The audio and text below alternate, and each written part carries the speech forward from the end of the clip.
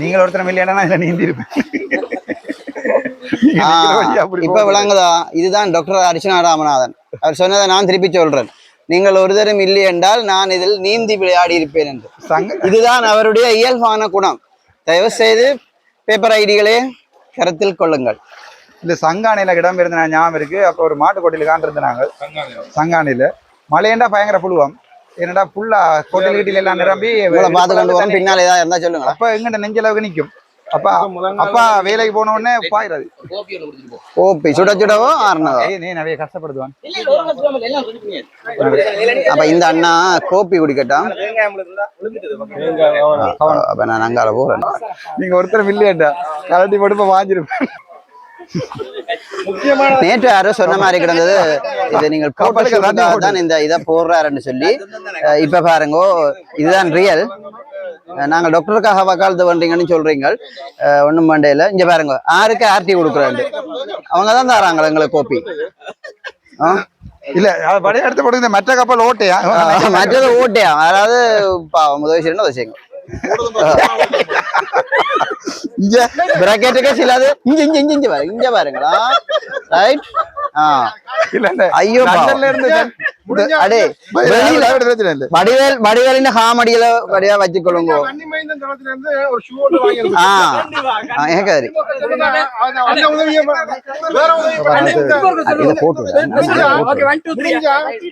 Doctor எல்லாரும் என்னன்னா கொஞ்சம் கஷ்டம். முடிஞ்சா ஒரு ஷூ ஒன்று வாங்கி அனுப்ப சொல்லுங்க வன்னி மைந்தன் தளத்துல இருந்து.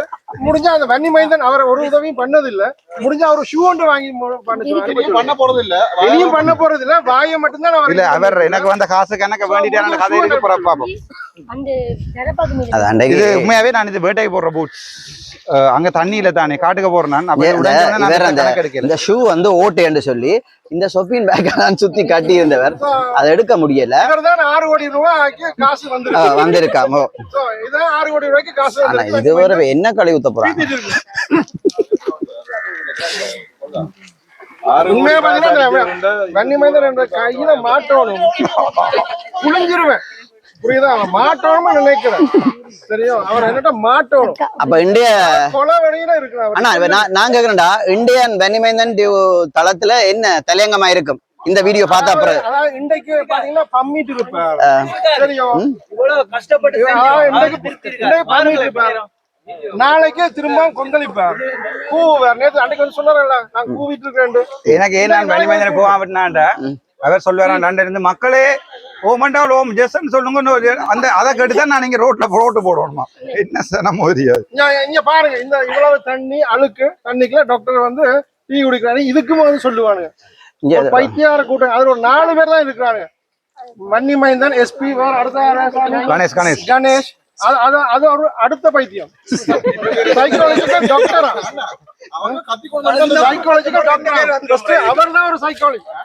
உங்களுக்கு தெரியுமா அந்த முதல்ல ஒரு இதொன்று இருக்கு, நான் அதை சொல்ல விரும்பல. பேர் சொல்லுக்கு முன் செயல் வடிவத்தில் இருக்க வேணும்னு சொல்றது.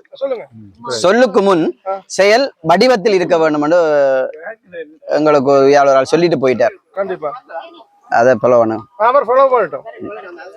அதெல்லாம் விளங்குற அளவுக்கு வன்னி மைந்தன் இல்லையா? அதெல்லாம் விளங்குற அளவுக்கு படிச்சு வாய்ச்சி விளங்குற அளவுக்கு வன்னி மைந்தன் இருந்தா நான் நினைக்கல. இல்ல வன்னி மைந்தன் தளத்துக்கு உண்மையாவே நான் போனதுக்கு காரணம் அங்க எங்களோட சகோதரங்கள், சொந்தக்காரர், எங்களோட பிளட்டுகள் எல்லாம் வருது, எங்க ரத்த உறவு வருதுன்னு தான் போனேன் நான். ஆனா காலம் போக எனக்கு விளங்கிட்டு அது பிள்ளை என்றாலும் நான் விளத்தினேன். இன்னொரு அதாவது நீங்க செலக்ட் ஆன பிறகு பாத்தீங்கன்னா அன்றைக்கு வந்து நீங்க எல்லாரும் முன்னாடியும் அந்த சென்ட்ரல் காலேஜுக்கு முன்னாடி நீங்க நன்றி சொல்லிருக்கீங்க. தெரியும். ஆனா அந்த அண்டை பாத்தீங்கன்னா நைட்டு நீங்க வந்து அவங்களுக்கு வந்து ஒரு நன்றி என்ற வார்த்தை சொல்லல. இல்ல அங்க போக இல்ல, என்ன நன்றி சொல்லல. அங்க போக இல்லையா தொடர்ந்து அவ சொல்றதை கேட்டு நான் இங்கே அரசியல் செய்வோம். ஏன் நீங்க போகல? அங்க ஒரு பெரிய பிரச்சனை நன்றி சொல்லல. மற்ற இன்னொரு விஷயம் என்னென்றால் லோஜியக்காவையும் இவையும் பற்றி சொல்றேன். லோஜியக்கா அப்படி அடிச்சு போடு. அதையும் கப்ப மாத்தி போடுவான். கண்டாக்ட் விட்டுட்டேன். என்னண்டா தொடர்ந்து மென்னிமேந்து இந்த தளத்துல போய் தேவையில்லாம காய்ச்சி கொண்டு கேட்கல. இவ அதுக்குள்ள போய் நின்றது எனக்கு பிடிக்கல. இவ வெளியால வந்திருக்கோம். இப்ப அண்ணன் போய் அங்க சண்டை பிடிச்சவர், அதை விட்டு இவ சொல்றதை கேட்டு கொண்டு வந்தவர். நாங்கள் ரோஜியக்காவின் பிராசன பாவம், பிராசன ஒண்ணு செய்யல நினைக்கிறேன். ரோஜியக்கா போய் நின்று வேற விதம் காய்ச்சோன்றது நானா இருக்க மாட்டேங்க. எந்த அப்பா ஒருத்தன் அடிக்கிறான்டா அங்க போய் கையை கட்டி ஒன்று நிக்க மாட்டேன். நான் அங்க வந்துட்டு அடிச்சவனுக்கு அடிச்சிருப்பேன், இல்லாட்டி அப்பா அம்மளத்தோடு வந்திருப்பேன். இஞ்சாடு அங்க போய் நின்றதான் கவலை. ரோஜியக்கா அப்புறம் கேட்ப மாறுது. நான் போனதுக்கான அவங்க தலைவரை பற்றி கேவலமா கதைக்கிறாங்க, அதை ஸ்டாப் பண்ணணும்னு தான் போனேன். கடைசியில பாத்தீங்கன்னா இதுக்கு ஒரு முற்றுப்புள்ளி வைக்கணும்னு போனேன். ஆனா எனக்கு 4 பேர் 4 பக்கத்துல வந்து அடிச்சிட்டு இருந்தாங்க. இதுதான் அந்த தளத்துல பாத்தீங்கன்னா நடக்குது. அதாவது டாக்டருக்கு சார்பா கதைக்கும் போது எங்களை எதிர்க்கிறாங்க, கதைக்கே விட மாட்டாங்க. டாக்டருக்கு எதிராக கதைக்கும் போது நிறைய இதை எடுத்து கொடுக்குறாங்க. அப்படிதான் தளத்துல டாக்டர் நேற்று என்னையும் கேட்டு வரேன். டாக்டர் டே நான் தேச துரோகி என்று அறிவிச்சுட்டா ஒன்னு சப்ஸ்கிரைபர் பெருமான் கேட்டா டாக்டர் பட்டம் பண்றதை விட பெரிய விஷயம் தெரியுமா?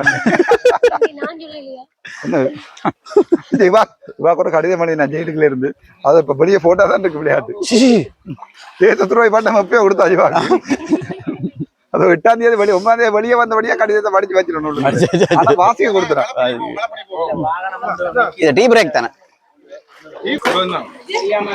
இந்த அம்மா தான் எங்களுக்கு இந்த தேநீர் இதை தந்தது செய்தவா. மதுட்ட சொல்லுவோம் வாக்கும் இந்த ரொம்ப நன்றி எங்கள் சார்பாக எல்லாம் சொல்றாங்க.